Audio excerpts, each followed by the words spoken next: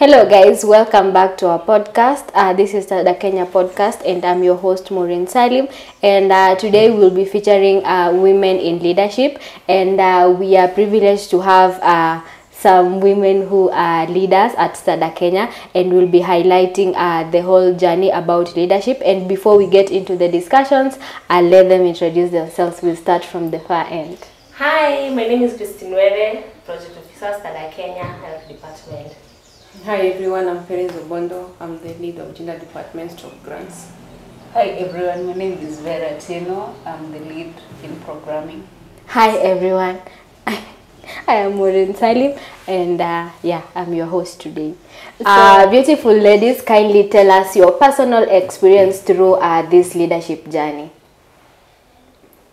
We'll start with Vera.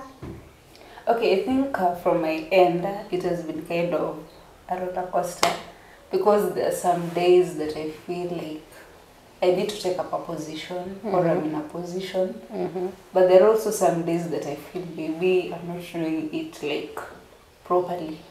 So it has been like having its ups and its downs, but either way we're doing our best. What is that one thing that makes you think you didn't do that role properly, or it's not a proper role for you?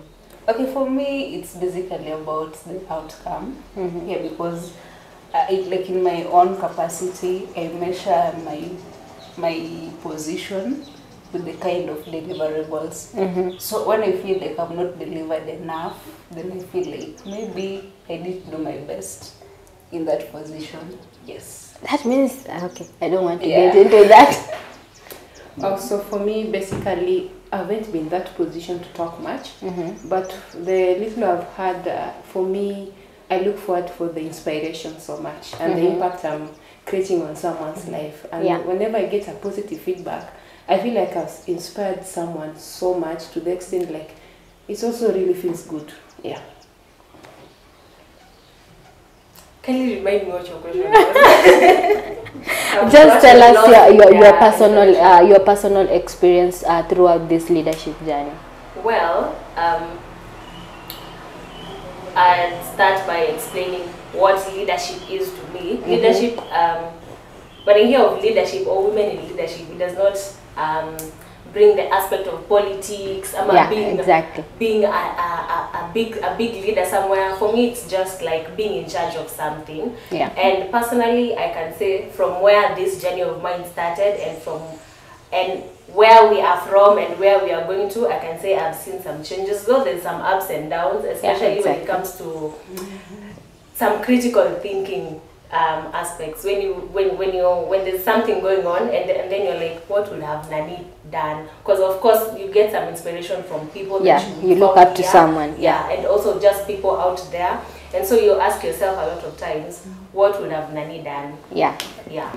So along that line, what are some of the challenges that you face as a female leader? Kindly, we start with Vera, or we can start with Christine. Vera was already started. Okay, for me, like I'm looking at it from a societal perspective, and in most platforms or in most areas that I can say I've worked in, I think leadership is usually focused on a patriarchal system. Yeah, exactly. Whereby you find that it's usually kind of male dominated. And therefore, when you now come in as a woman, then it comes also with a lot of challenges. Sometimes as women, we like work hard to get to where you want to be at. But we also get like, maybe I can call it a struggle, or I can call it a challenge from within us as women. So if you find that you can scale somewhere, you can scale to some given level in leadership. But now people will be associating your progress with other factors. Okay, some maybe will be like, oh, maybe she's getting benefits from her boss. That's why, especially now when it's a male-female like kind of association. And so most people will maybe attribute your success or attribute your leadership progress into like something full of favoritism. And it's something that really pulls you down, because you're like, I need to do this, but now the environment around me is like making me feel inadequate, making me feel like maybe I'm not doing the right thing, or I'm not on the right track, depending on leadership. But either way, you know, it has to go through all those dimensions with one aim of being productive. So that's like one of the challenges that I can say I experienced in leadership. Okay, I'll speak in a general view. Yeah.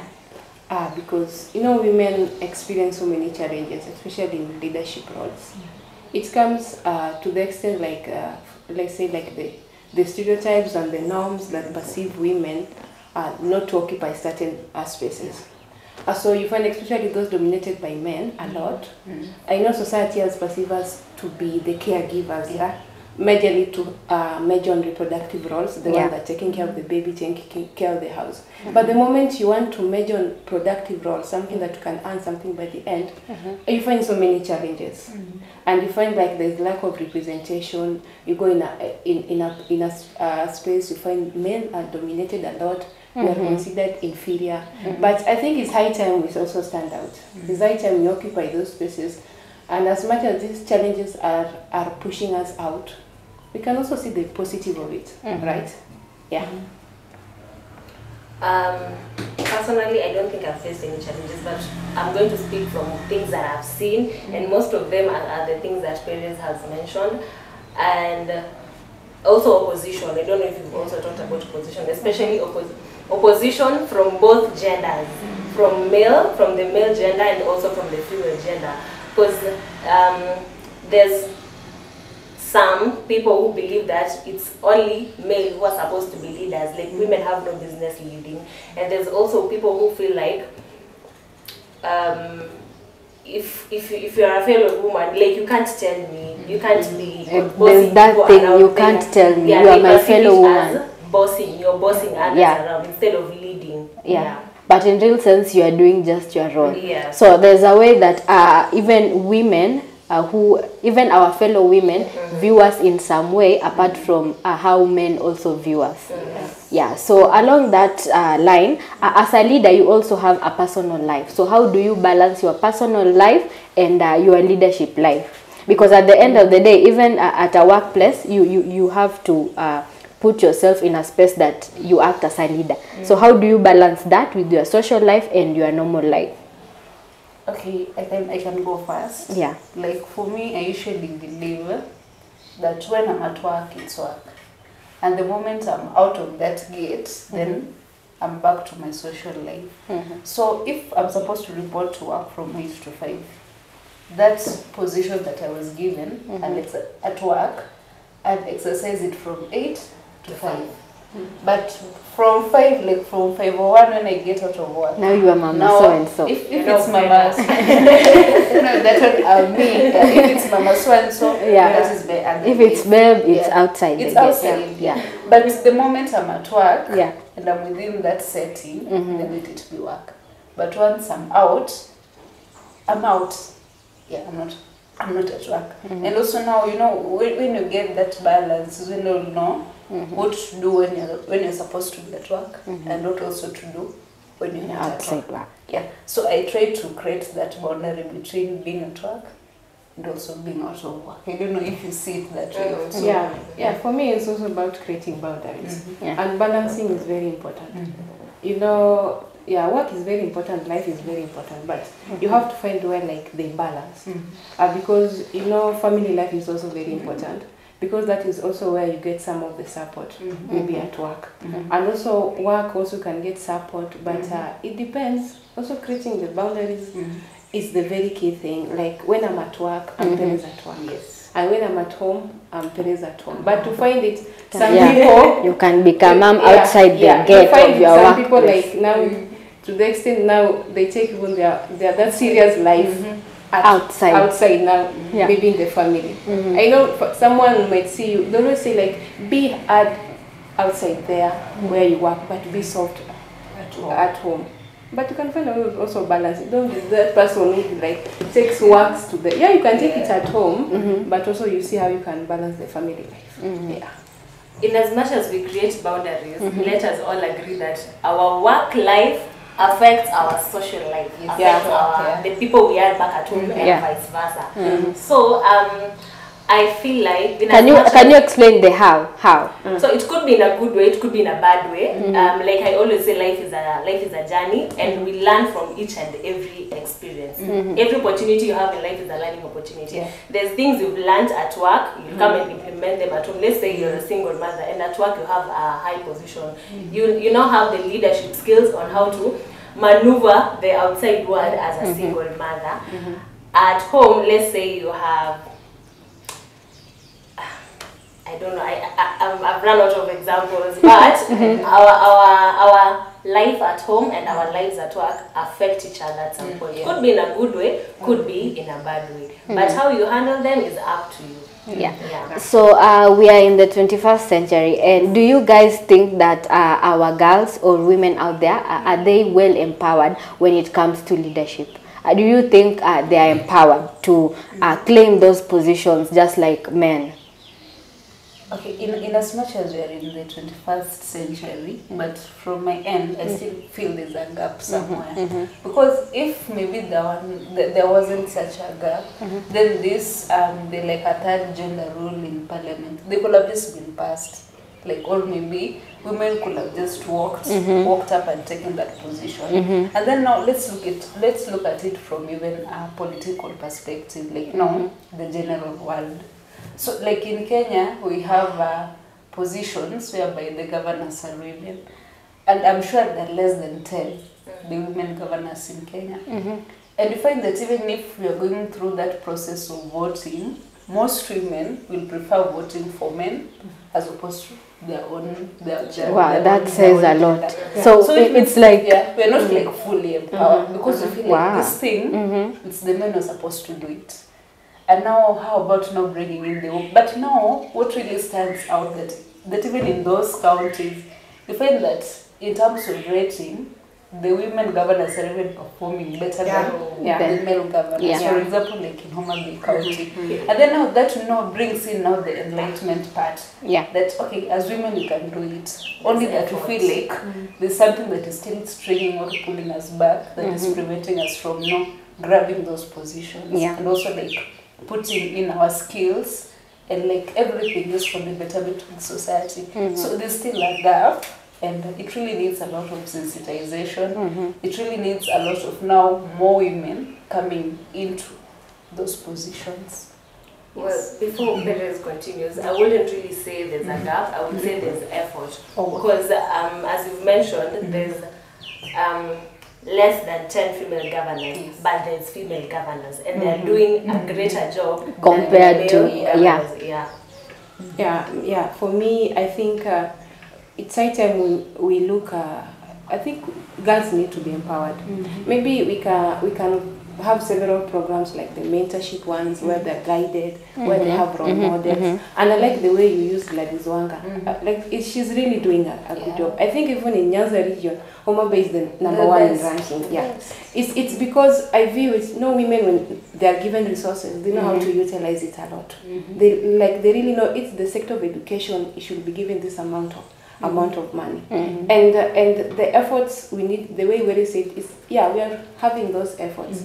And I like it, the two-third gender rule. As much as women don't occupy those spaces, and I'm liking it's the rule came up. And if you look, like every county we have a space for the women. But I think it's high time now we have more spaces for women. As much as, like, if you from the governor to the MC, it's just only one spot for women. I think they also should put more effort so that these girls outside here, they can see, if Gladys Wanga did it, what about me? Like, she feels so much empowered, like so much mentored a lot. True. I already said it. So as leaders, what is that one thing that you would love to change, maybe in your community or in the workplace that you're in right now? What is that one thing that you say, me as Perez, since I'm a leader, this and this is what I would love to change, or in the near future when I become this and this, this is what I would love to change? What is that one thing? Well, I wish to go first. The one thing I would love to change is more empowerment. Social behavior change. These spaces are there for us to take. They are there for us to grab. We don't have to wait for a particular gender to come and lead us. We can also like be our own leaders. And you don't have to be a politician. You don't have to be what other a president. A president. You can just be a leader of your own, and in your small leadership, you will find that you have inspired a lot of people. Yeah. So that's what I wish to change: mentality, to do with behavior change, just empowerment. Yeah. Yeah, it should start with us, we as women. Yeah. And like I'm sure most of us have experiences in leadership roles, and you occupying that space, you're like one of them now. Maybe there's a girl outside there would say like, if Perez did it, what about me? And also like empowerment is the key thing. We need to break these barriers of gender inequality, discrimination, the violation, and everything. I think maybe some girls don't know that these places are for them to occupy. Like the chief of the boy education. I love her a lot because like people saw the leadership in her. As much as people saw it, she also said that I must do it. And that role has been occupied by men for so many generations. And you know, having a female chief come with the discrimination and violation, people say that there are some roles that they consider for men, but for you women, you can't do it. So I think it's just high time we women will be empowered, also empower other people a lot. Okay, for me, I believe in this notion, charity begins at home. Exactly. Yes. And you know, it's from the house that now even the leadership skills are developed. Because I'm sure like when you're growing up, like you don't know you're another, like if maybe you're a firstborn, you know your mother will leave and then now assign you the duty of taking care of others. You know, in as much as it's considered something small, but it's that essence of leadership. So you know, when like this mother in this family is empowered, then it's easy for her to pass it on to the children. So, and it's all about women in leadership. So let us just begin it from the house level. Let it not be that it's the father who does like everything. Like the father is that person who, like when he comes to the house, everyone just goes silent. When he leaves, everyone is happy. So let us like bring this empowerment down to the community, down to the family level first, and then from there we'll build it like slowly by slowly. Because I'm sure there's no mother who will want the best for the family, and it's something like a bit it's a little bit, I can say it's sad, because when you look at the stories of these women who've been like working, also the women who are excelling in their spaces, most of them will tell you, I'm inspired by my father. And then you're like, when was the mother not around? Which means in this home, the mother was there, but she was kind of dormant. Like she allowed the father to take control of that house. And I'm looking at a situation where the mother was also empowered. How better would that family be? So let's just begin from the household level, and then now we progress like one step at a time.